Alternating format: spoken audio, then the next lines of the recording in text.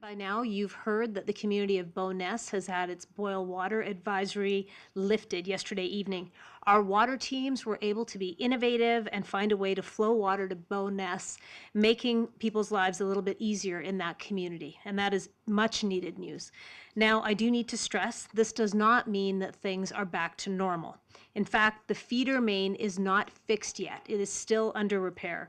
And that means we are all still under outdoor water restrictions as well as a fire ban.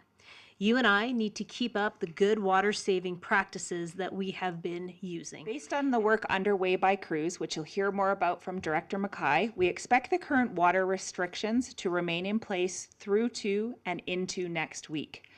As I've mentioned before, we are not out of the woods yet, and we ask you to be comfortable making water conservation a part of your daily routine as crews continue to repair the pipe and get the system back online. And since Friday, we've been able to collect 12 samples.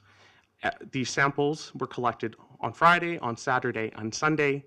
We looked at all of these indicators that I've recently spoke of, and we got the latest results from the Sunday sample late yesterday.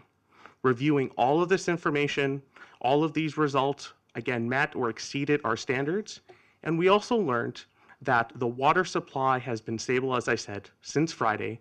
And in that interval from Friday to about late yesterday, the City of Calgary folks have determined that at least 6 times the volume that would normally be in these pipes has gone through it.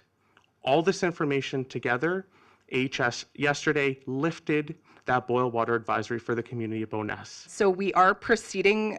We do have we're taking the remaining sections out and we will be beginning the repair in that area. Before we do that, though, in the next 2 days, we are continuing to use this opportunity to look further. That's some of that robotic assessment using data so that we can really understand the structure of the entire pipe, and that will inform what we need to do going forward. But we are going to proceed. We've got the pieces out that are damaged and proceed with the repair. And that we anticipate, as I mentioned previously, in the next 2 days, we should be working towards finishing that repair.